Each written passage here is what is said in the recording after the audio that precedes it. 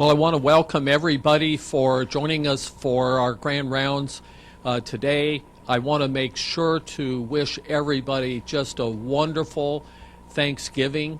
I hope you have a really great time, nice connections with your families and friends. And I want to let you know that I am very thankful that we have our speaker today, Dr. Dan Reidenberg, who is the head of SAVE. Before I introduce him, a very interesting thing happened this week prior to your lecture to us today about providers saving lives and in suicide prevention.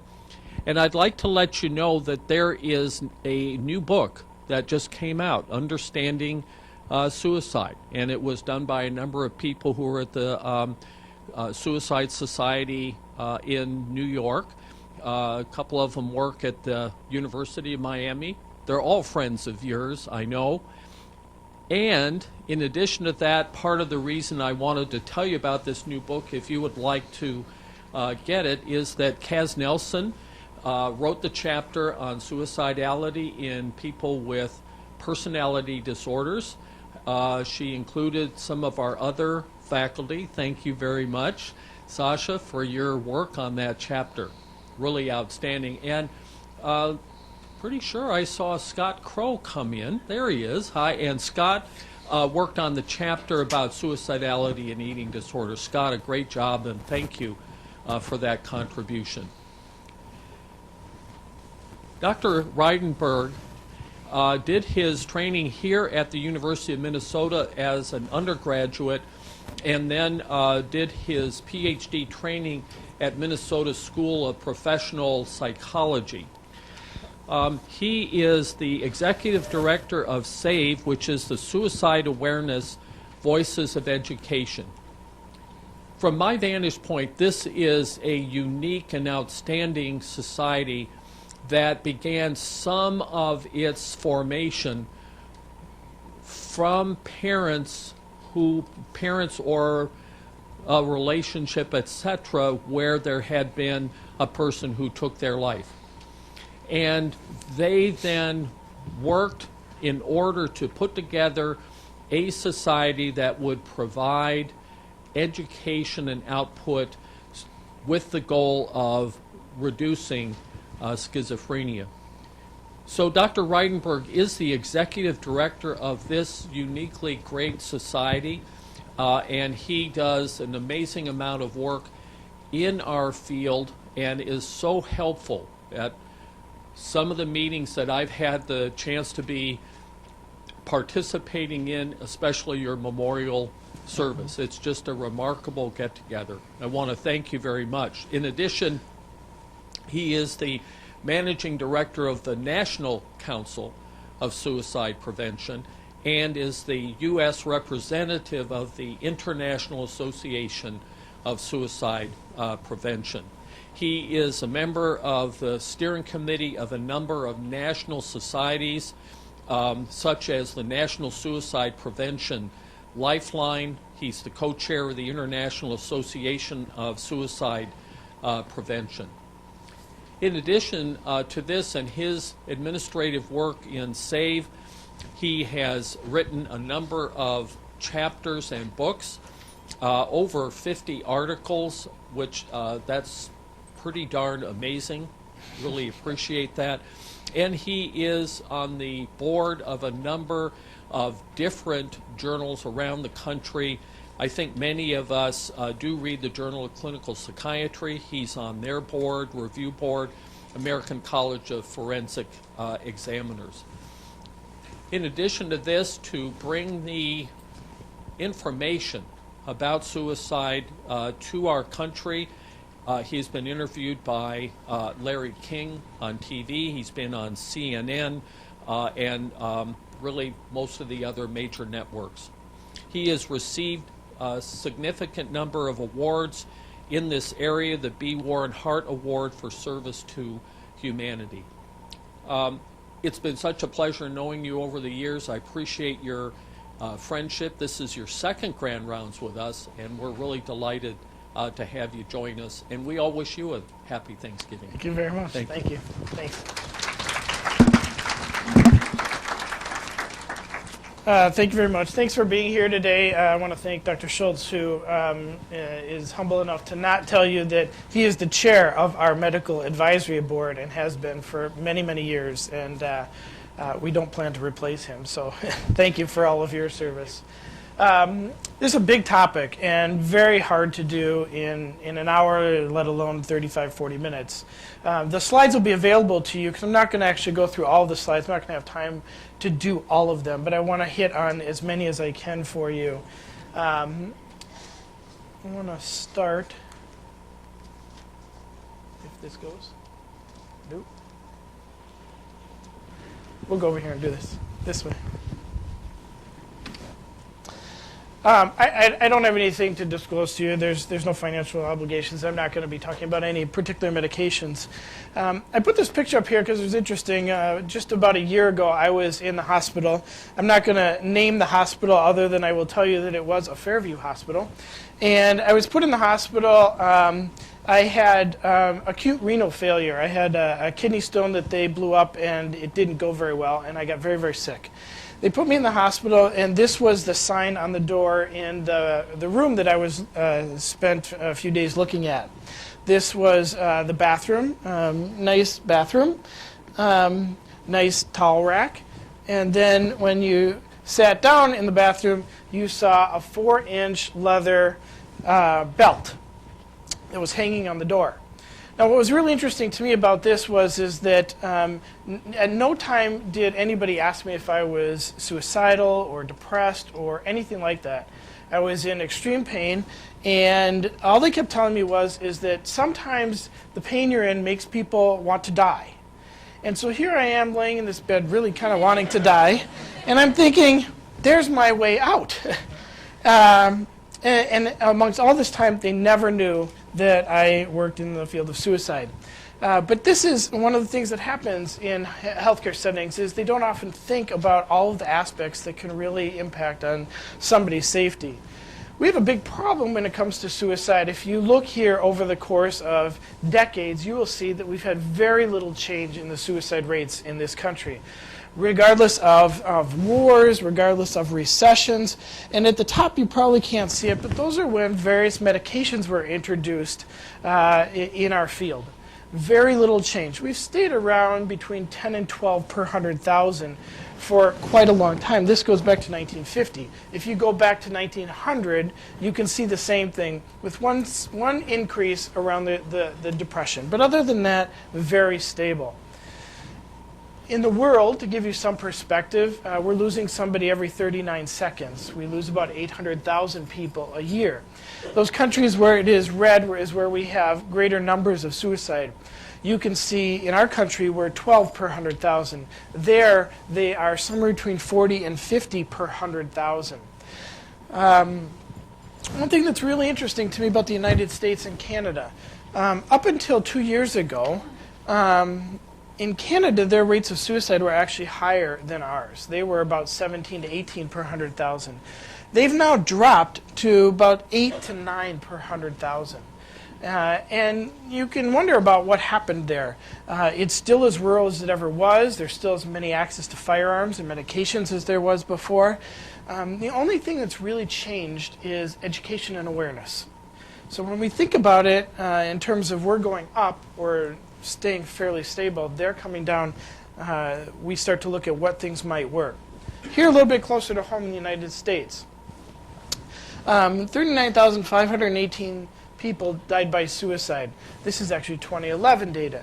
The 2012 data was 40,500. There were 40,500 deaths by suicide in this country in 2012. There were 39,630 deaths by breast cancer in this country in the same year. More suicides, and yet we still don't pay as much attention to it as we need to. That turns out to be about 1 every 13 minutes. So in the time that I talk to you today, we're going to lose 3 to 4 more people to their brain disease. They just won't make it through this. Almost more frightening is the number of attempts every year. The vast majority of attempts are females. The vast majority of those are young females. And if we break it down even more specifically by culture, we can look at it's young Latina girls that are attempting suicide most frequently. In the United States, very true as it is around the world, where it is more rural, we have higher numbers of suicide. You can look at California. California, Texas, and Florida have the highest numbers of suicide, about 2,600, about 2,500, about 2,400 actual deaths by suicide. But they're so populated, their rates are very, very low. But those 3 states are the 3 states that have the most numbers. However, it's the states in red where the rates are highest, where we have far less access to care, far more access to firearms. It's far more rural and isolated. Here in Minnesota, it's the second leading cause of death for young people. It's the third leading cause of death for 10 to 14-year-olds. We just had a 10-year-old took his life 2 weeks ago. And people often ask me, is it possible that they really understand suicide? Do they really understand death? Well, they understand pain. We know they understand pain, and they don't want to be in pain. And ultimately, that's what suicide is about, wanting to get out of the pain. They don't understand that it's permanent. They understand that they want the pain to go away, and they don't want it to come back. But they don't seem to have the same level of understanding about the permanence of death as it relates to suicide. And yet, we are losing kids. It's the 4th leading cause of death for those in the Middle Ages. The reason I put these up here is because I wanted you to see that although we're seeing increases, 2006, 550, 2012, 660, if you break this down more and more, we can break it down by age and gender. We don't have an epidemic of suicide. We've never had an epidemic here or anywhere else. And I've never been able to get an epidemiologist to confirm that. They simply will not tell us there's an epidemic of suicide. The media will tell us there's an epidemic, but there really isn't one statistically. College-age kids, 640 some attempts every single day on college campuses. 640 attempts every day. We lose about 1,200 people in their college-age years. Most of them really not able to function very well. Sometimes it's depression setting in, anxiety setting in. The transition years are very difficult. It's also when, as we know, schizophrenia really starts to set in those late teens, early 20s for young people. And there's a clinical rationale why we'd want to talk about this. True all over the world that 90% of the people that we lose to suicide have a mental illness, some psychiatric diagnosis at the time of their death. Now, it might not be diagnosed until after their death through a psych autopsy. It might be underdiagnosed or misdiagnosed. But the reality is that 90% of the time, the people we lose to suicide have a mental illness.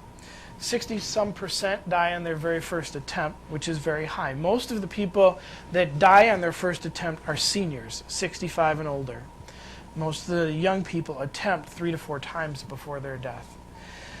75, maybe 80% communicate their intent, and that's incredibly important for you as healthcare providers because we know that they do talk about this. The problem is they don't talk about it very directly. Most of them don't come out and say, I'm going to kill myself, or I'm going to be dead tomorrow. They talk about other things. They might say that it's better off if my family doesn't have me around anymore, or my team would be better off without me, or the kids in the class wouldn't be so burdened by me. People at work wouldn't have such a problem with me if I wasn't here anymore. It's more disguised, and it is also more behavioral. And I'll address that a little bit more when I tell you about the warning signs of suicide. 80% of the people we lose to suicide see their physician, primary care physician, within a month of their death. 60% will see them the week of their death. 20%, 1 out of every 5 people that we lose to suicide, see their physician the day of their suicide. That means we need more training. We need more understanding of what's going on relative to this. Suicide is the 10th leading cause of death in the United States. And it's a sentinel event in hospital settings. We know that most of the time when somebody dies by suicide in a hospital setting, it's done in their room. It's done when they're unsupervised. We're actually working right now on a white paper to talk about 15-minute checks and the value of 15-minute checks. And the reality is that even when they are intermittent, they're not regularly scheduled. we're still seeing problems because they're figuring out when you're going to come back down to the 5-minute mark. So these 15-minute checks are not really working for us in hospital settings. We need to do more on that. Dr. Schultz actually showed this slide when we had a press conference here in September for World Suicide Prevention Day, and I put this up when I do Grand Rounds training because I think it's really important for people to see and understand. Most of the time, the general public sees depression and suicide as intimately connected. That if you have depression, you are at greater risk of suicide. And while that's true, because we know that about 60% of the people we lose to suicide have a mood disorder, it's not necessarily just depression. But if we look at treatment studies, outcome studies of people that have been treated for various mental illnesses, look at bipolar disorder and you can see that 25 to 50% will attempt and 10 to 20% will actually go on to die by suicide. With schizophrenia, 20 to 40% will attempt. About 10%, maybe 12% will actually die by suicide. But when you get to depression, the numbers are far, far lower than that. 2% of the people ever treated in an outpatient setting will actually die by suicide, and 4% treated in an inpatient setting. What that means is that we know depression is very, very treatable. It's very treatable. Some of the other diagnoses, while still treatable, have a higher incidence of suicide. And so we need to make sure that when we're treating patients and working with patients, that we don't just focus on the fear of suicide for those with depression. We actually need to focus on it for those with bipolar disorder and schizophrenia at greater rates. What do we know? What do we know about suicide? Well, we've learned a lot in the last 20 years, 25 years. We know a lot about risk and protective factors. There are things that put somebody at greater risk of suicide. If you have a family member that's died by suicide, you're at greater risk. If you're a male, you're at greater risk. If you have a history of mental illness in your family, you're at greater risk. Pretty much everything today can be found on a risk factor. So while we know a little bit more about that, it isn't necessarily as helpful as we'd like it to be. We know about protective factors. We know there's some things that provide buffers for people and help keep people from dying by suicide. Connections are the things that are most important. The more people can be connected to their community, to their family, to their faith, to hobbies, to sports, to anything that they can feel connected to, it seems to provide a buffer for them and reduce their risk of suicide. We know that access to care, access to good quality care is also one of the protective factors. And we know that in those states where, in the United States where it was red, where you have higher rates of suicide, there's less access to care. But some of these other ones I want to spend a little time on. There's not one typical person that we lose to suicide. We lose men and women, we lose young people, we lose old people. We lose people that are employed and we lose people that are unemployed. We lose people in countries where there's great economic success and where there are countries where it is less economically successful. As a matter of fact, countries around the world that are more impoverished have higher rates of suicide. So we lose all kinds of people, and they're for every single diagnosis. There isn't one diagnosis that we could say absolutely would tell you that they're going to die by suicide.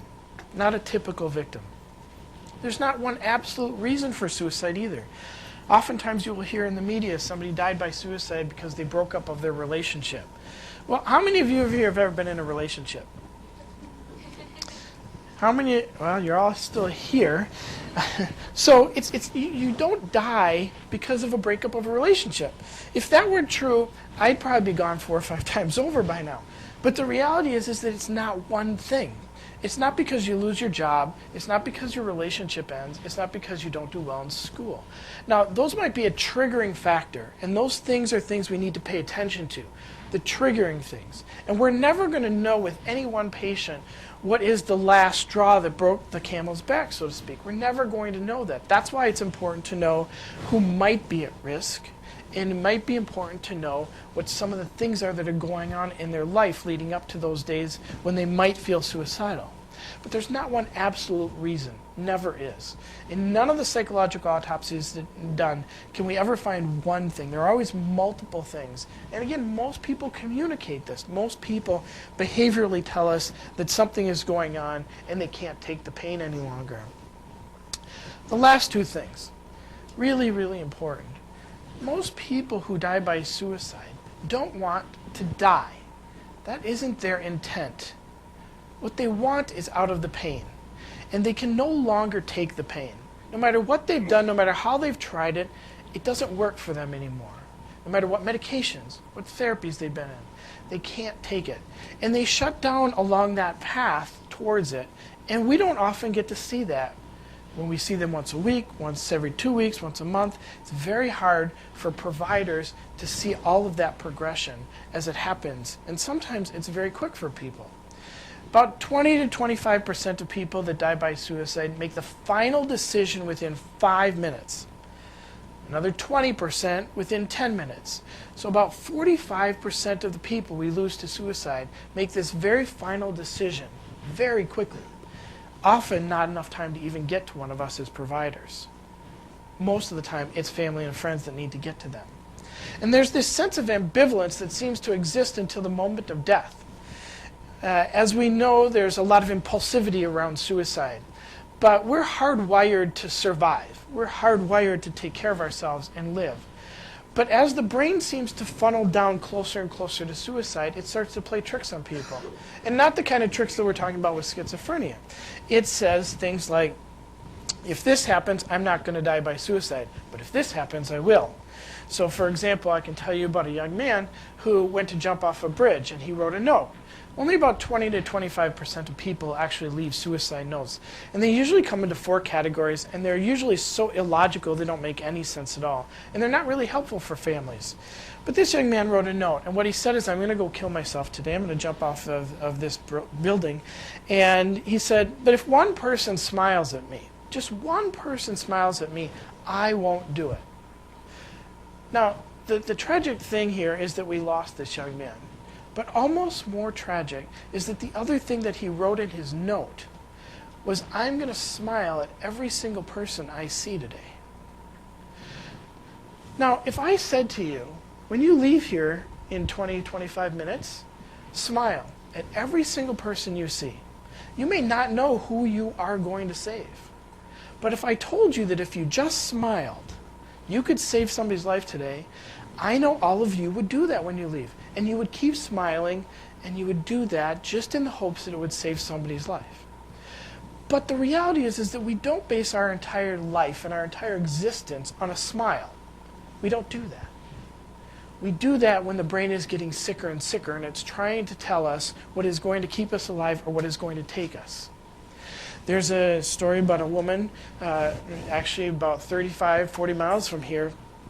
She was in her early 30s, and she knew she was going to die by suicide. She had researched online all the pills she needed to take, what she needed to drink with, and about how long it was going to take for her to die by suicide.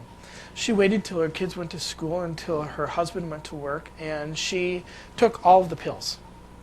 And then she went to bed. She knew she was going to die unless an accident happened. Somebody came home, or something happened that somebody would have found her. But she figured she was just going to go to sleep, so she did that. But a half an hour later, she woke up, and she couldn't understand why she was awake. She figured she should have been dead by now. But she thought, well, I'll just try to go back to sleep. She slept for another 15 minutes, but woke up again. Now she was very confused because she knew that unless somebody was going to intervene, she was going to die. There was no way around it. And at this point, it had been in her system for 45 minutes, almost an hour. There was no getting it out now. And she wasn't going to make that call. So she was left with, do I go back to sleep and just wait? Or how about if I make myself a sandwich? And that's what she did. She got up and she went to the kitchen and she took out all of the things to make a sandwich. She actually toasted bread and made a sandwich. She put chips on a plate. She got a drink out. And then she took a bite of it, and she took her plate and her glass, and she was walking from the kitchen to go sit down at the kitchen table, and she died. The food was literally still in her mouth. There was no way out of it, but you see, the brain seems to do this to people that are really, really sick as they get closer and closer to death. I'm going to live, so I might as well eat. And we hear these stories a lot. As somebody gets closer and closer to suicide, anxiety seems to go way up and impulsive actions go up because, again, as I said, it's very hard to take your life. Making decisions becomes very, very difficult for them. They can't decide which way to go. That ambivalence seems to turn them back and forth. They can't decide when they should do things. Time becomes very distorted for them. Is it now or is it in an hour? They become confused about what's happening. They don't seem to understand what role they're playing in it any longer. They focus only on the pain. A little bit before that, they start withdrawing from life and all activities. They pull away from people. One of the biggest clues we can ask people about that might be at risk of suicide is what's going on in your life? Who are you talking to? Who are you spending time with? What are you doing? What are those kinds of things? That can be one of those things that seems to be hidden. So it's not that direct, are you going to kill yourself? Have you been thinking about that last night? Yes, we need to ask that. But if we really want to get deeper into it and really understand it, we need to know, are they pulling away? Are they cutting off all of those connections that keep them connected to the world? Their options seem to run out. People often say to me and ask the question, is suicide a choice? Is this a choice? Well, the thing about choice and options is that you only have those when there are more than one thing. You don't have many choices when there's only one thing in front of you. And when the brain is at the very end, it can only think a couple things. Pain and death as my only way out of the pain. That's all it feels. And they have a very limited ability to do things. So when we talk to somebody who's suicidal, we want to provide options, alternatives, resources, support. We want to try to infuse in that brain what's going on and give them some other way to have hope. That's what happens if somebody slips towards suicide. These are the warning signs of suicide. This is the current list that we have out there. And as you can see on this side of the slide, you have things that are very different than over here. Mood swings, talking about feeling withdrawal, sleeping, appetite changes, far more related to mood disorders. Out of this slide, these are the warning signs that came out of looking at all the psychological autopsies done on people that died by suicide. And when we did this, we tried to figure out what are things that were common among all the people that died. All of these things were common. Then we tried to figure it out and drill it down a little bit more and say, where do we need to go with this to help us better understand who's really, really at risk? Those things in red are the only things that happen universally to every single one of the people that died by suicide in psychological autopsies. Some of these things appeared in all the psychological autopsies.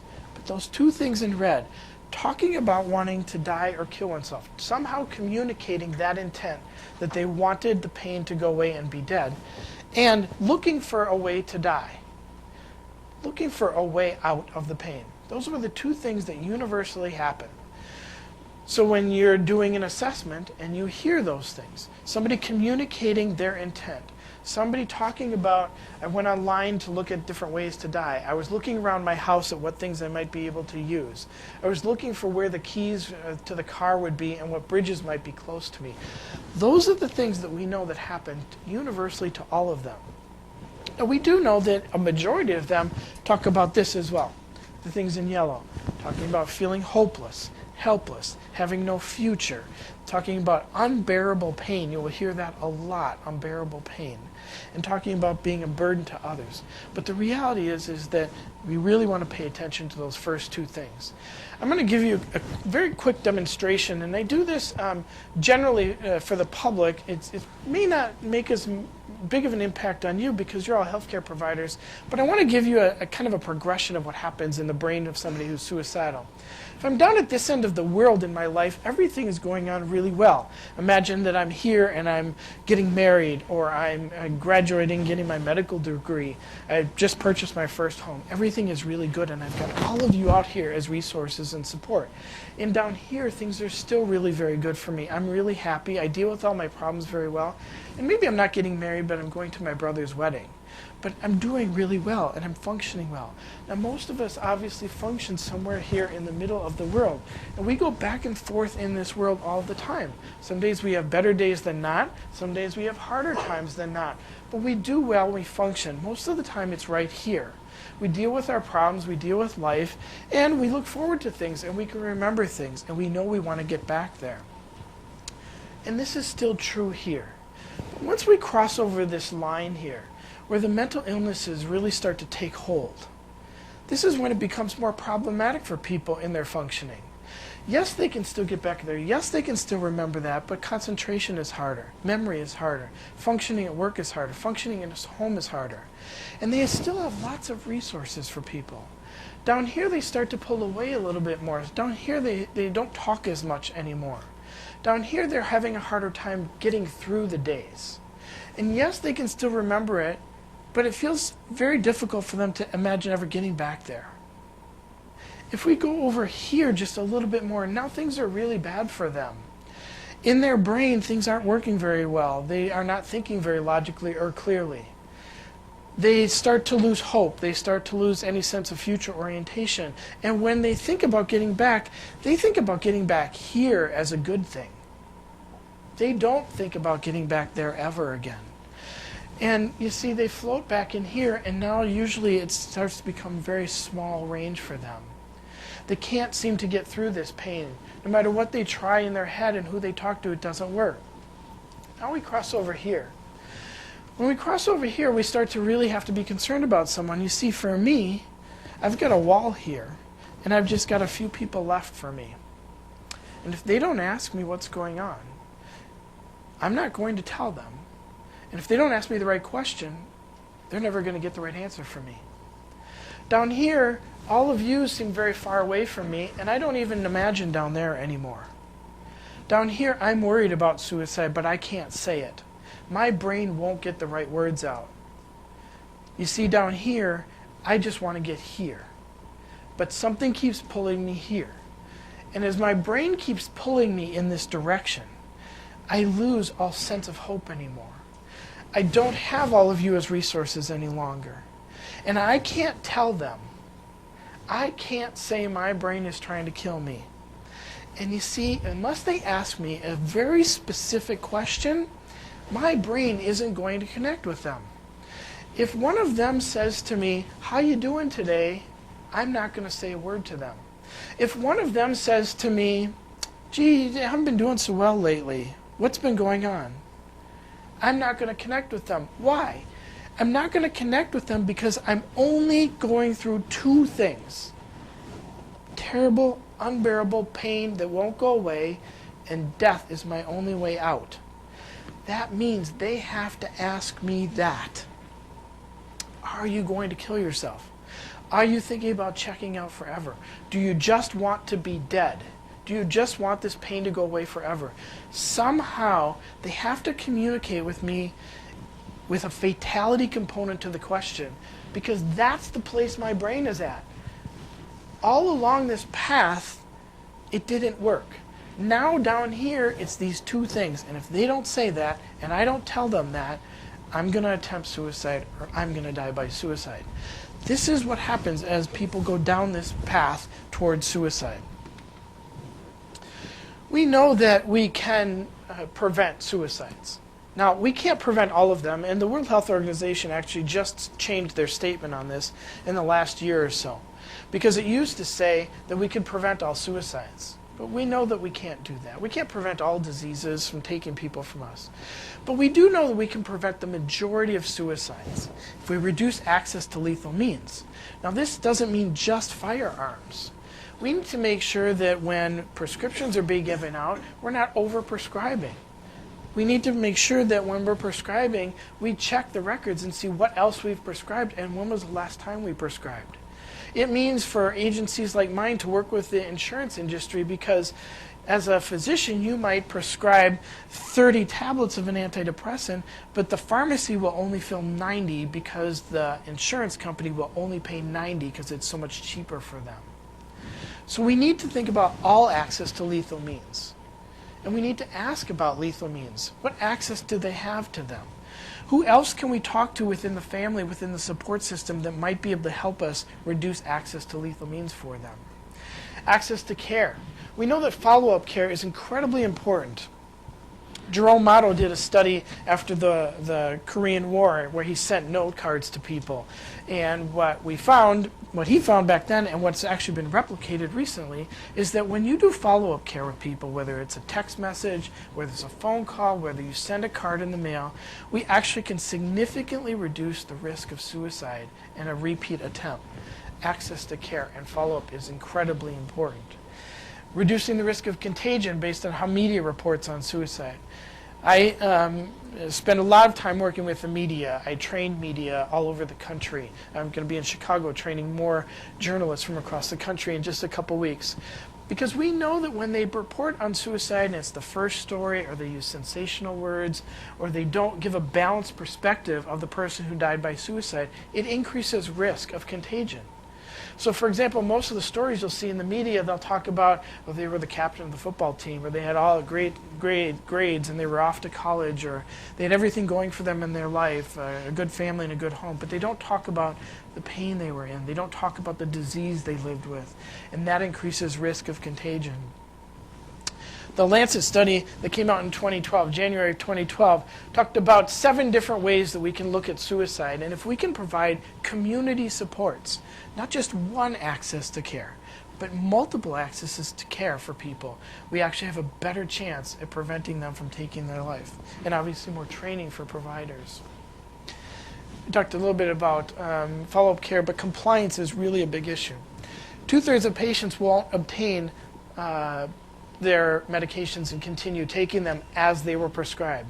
What that means for us as providers is trying to educate patients on the importance of compliance. We need to educate them on why it's important to take your medicine at the same time every day and until we don't need to prescribe it any longer, and the other kinds of things that you can do to benefit your health. But if we don't do that and we just leave it up to the pharmacist, it doesn't work very well.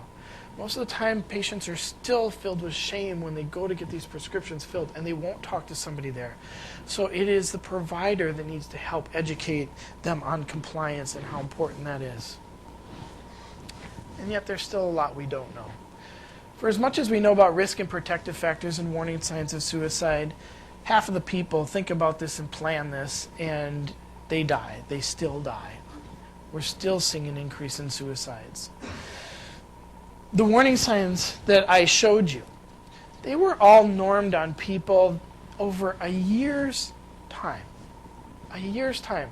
That list of warning signs, even though among all the psychological autopsies they were looked at, those were things that were displayed in the course of 12 months.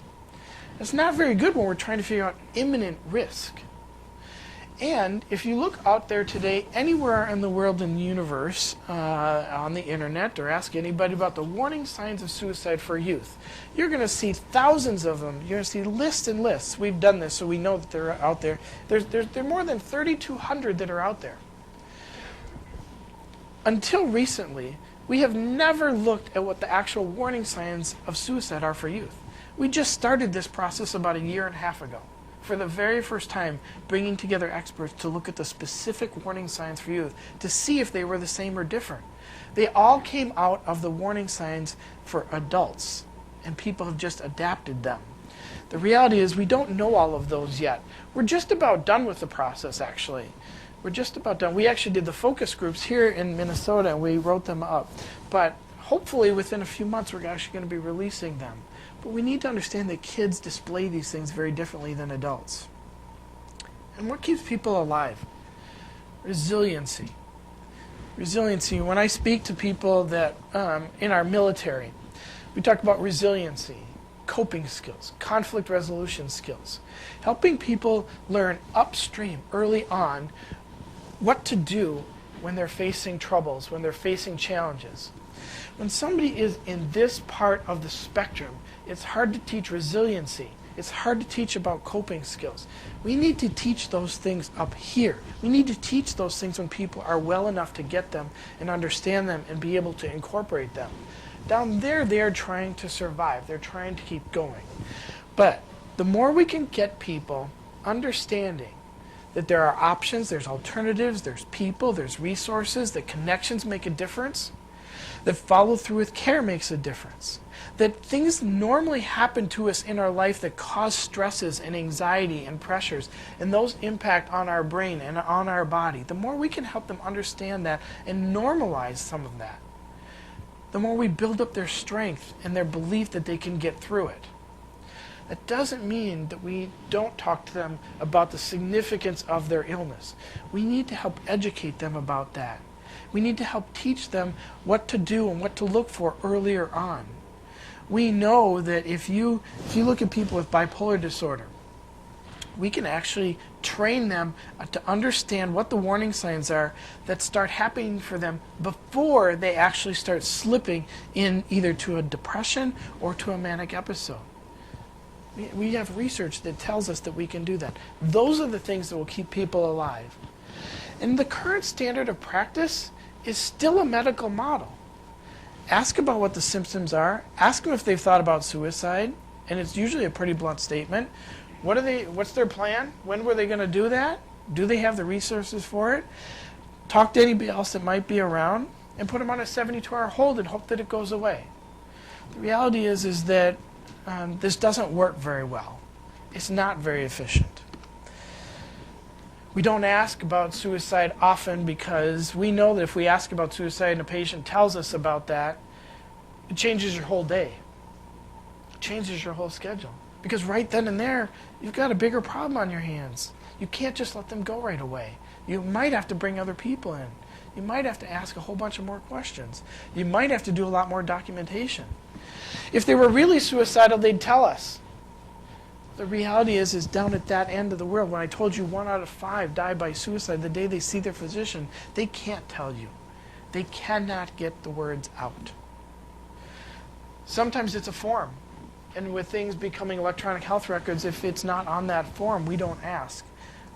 We got to get through things as quickly as possible. And so if it's not there, we're not going to do it.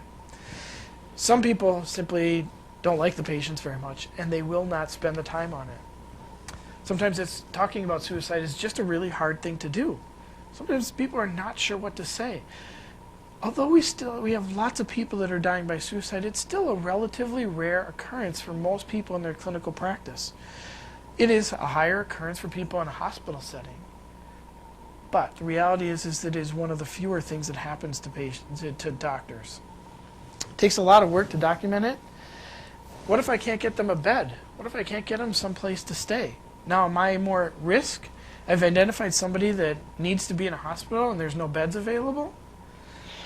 And what happens if they say yes? What do I do now? I wasn't trained on this. And the flip side of this is true for patients as well. Why they won't tell us that they're suicidal. I don't want to be put in a psych unit. I don't want to be labeled anymore. They're very busy. Doctors are very busy and they have to go things very quickly. They follow a schedule, they follow a chart, they follow a checklist that they have to go through. Some people, it's still a sin, and it's still considered a sin for them and what they believe in the community, so they won't talk about it.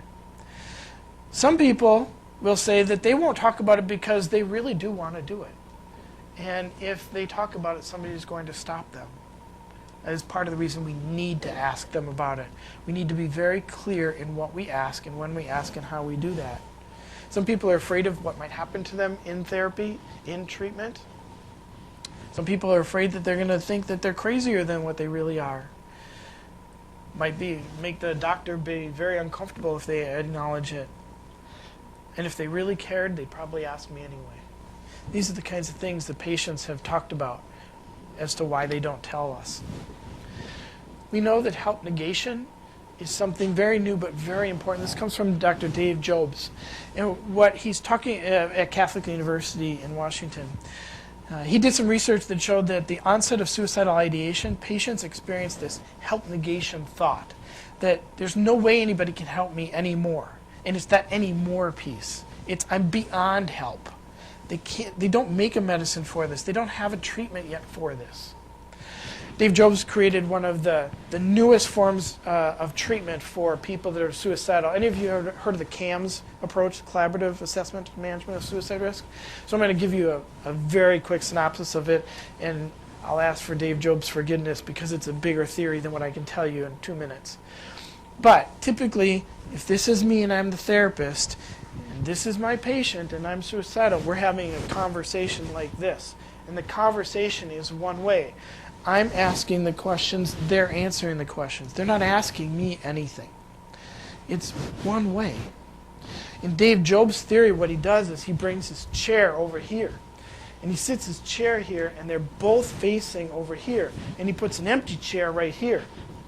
This empty chair is now facing both of them. And what he does is he says, look, you and I, we're going to work on this suicide problem together. There's the suicide problem. We're going to put suicide over here. We're going to take it out of you for a moment. We're going to put suicide right here.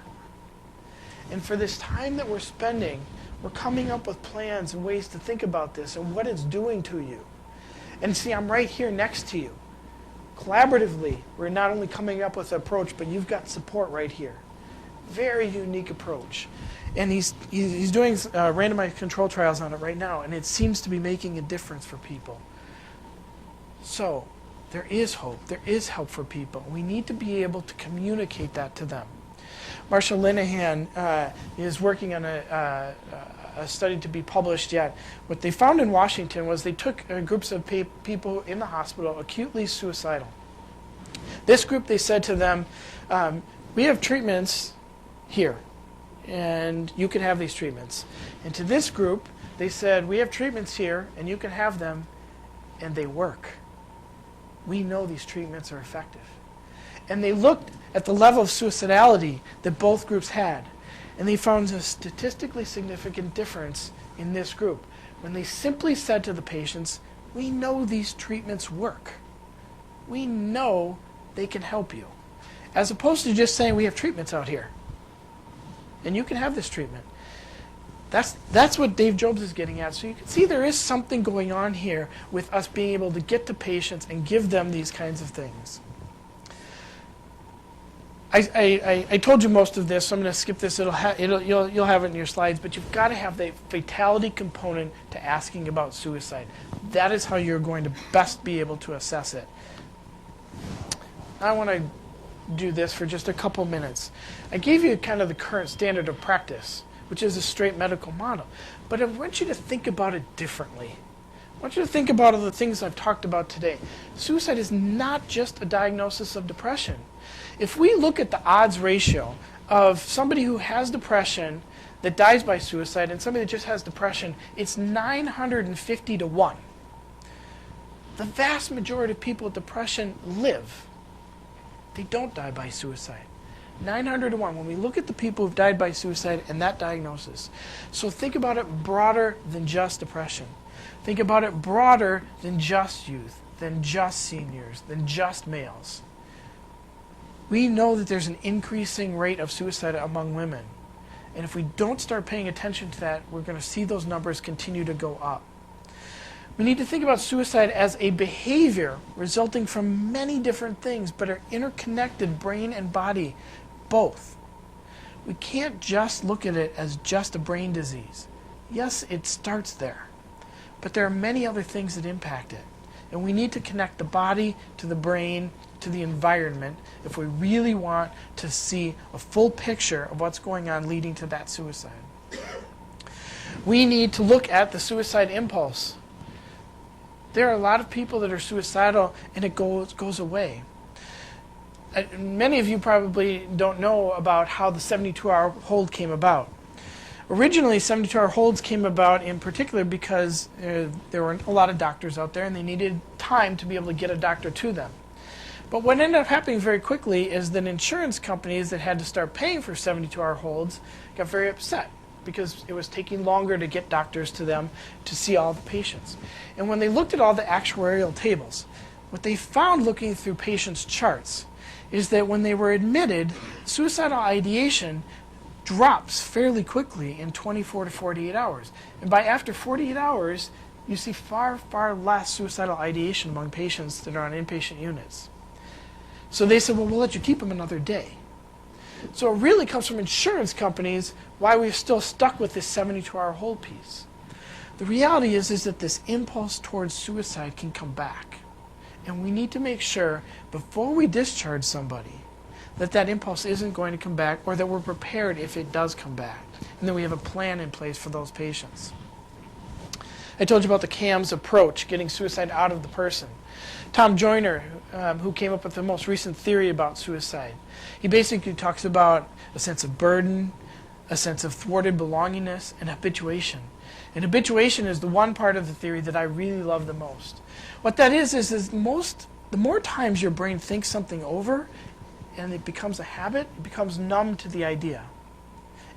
And we see that if you talk to people that are suicidal, the more they seem to talk about it, the easier it gets them towards suicide. So when you hear people talking about this over and over and over and over again, when they're repeating it to you, it's not because they're just trying to tell you so that you get the message that they're at risk. They really are at risk, and their brain is telling you it's closer and closer for me. If we try to end here in the next minute or so, and then I'll give you a couple minutes to ask questions about thinking about suicide outside the box in a very different way. You got to think about the questions you're asking and the way that you're going about it, not just a checklist mentality. Patients can see through that very, very quickly. And we know that we have the highest risk of suicide is this first 60 days after a discharge from hospital. So it's not about them just getting themselves out of the hospital.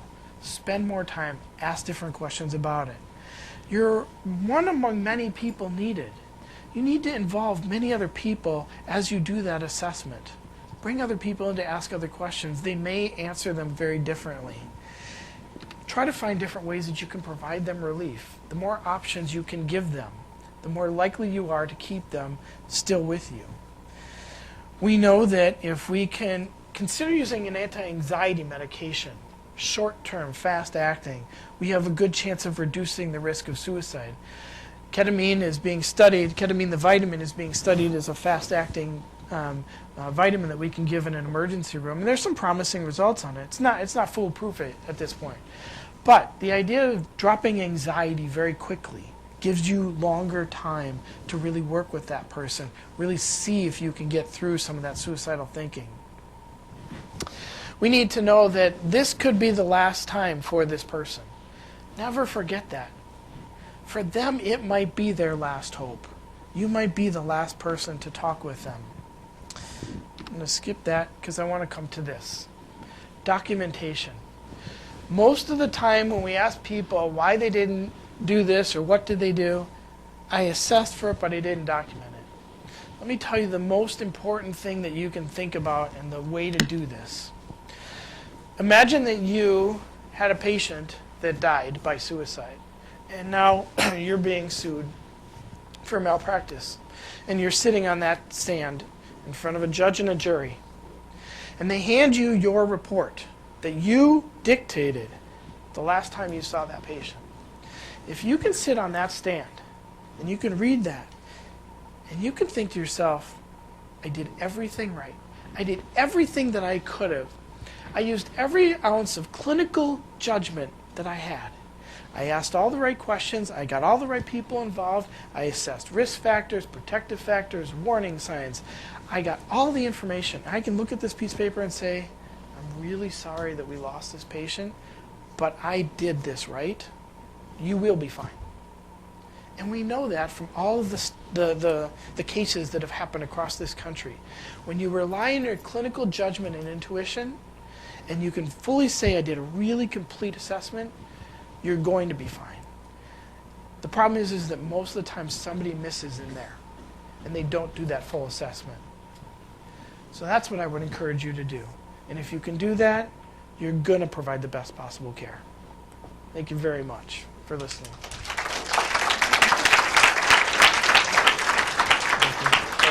Any questions? Anybody have any questions for me? Yes? Okay, Dr. Klein, go ahead. Oh, Dr. Klein. What about substance use disorder?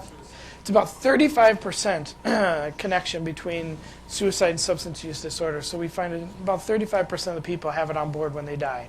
Most of the time it's alcohol, about 10% meth or cocaine. So there is definitely a connection. Okay, Ken? So it's a little sobering we haven't changed the rate of suicide over decades, even though as we've found improved ways to treat depression. Has the rate of attempts changed? Do you know Yes. anything about that? Yes, it has gone up. It's continued to go up. 2 years ago, it was about 850,000. Now we're just over 1 million attempts. There are about 25 attempts for every suicide, and that's been increasing for the last couple decades. Right there in the brown sweater. When you complete your research with youth risk factors, where could one obtain that? The youth warning signs? Yeah. We're creating a website, and what we're asking all of the major organizations, American Psychiatric Association, Child and Adolescent Psychiatry, to adopt the same thing so we can get a standard form of them out there. So we're going to be pushing them out broadly. And this is in partnership with the federal government. They've been funding this. So the truth of the matter is we're hooked. We're on one line. We're down to one simple little line, and it's the action step. Do we have them call 911 right away, or do something different? And the fear is that we're going to overwhelm 911 if that's the action step. But the warning signs themselves, we actually have those set. So they'll be coming out very shortly, and it'll be everywhere. Websites, it'll be everywhere. Danny? So some of the mental health leaders in Australia are now teaming with Facebook actually for young people to maybe find data on Facebook, and if some of this suicidal talk comes up, send a flag and maybe referral to a mental health source. Is there any of that work going on here? Yep, and you're looking at it. I'm actually Facebook. I'm Facebook's consultant. Twitter, Google, Yahoo. I bring them together, and we do summits with them. And I am their suicide prevention expert. I was the one that created the words for the algorithm, so we can catch those people. I'm the one that created the reporting structure. I just had a conference call with them last week. We're trying to actually do something a little more upstream that we hope to come out here in the next few months, so that when somebody posts something, there's going to be two tracks of messages that they're getting, and we're trying to give them wellness, emotional wellness things that they can do. We're using mindfulness to do that approach. So there's a lot going on in this country, and I do that. Yeah, it's a little after 12. I know there's a couple more questions.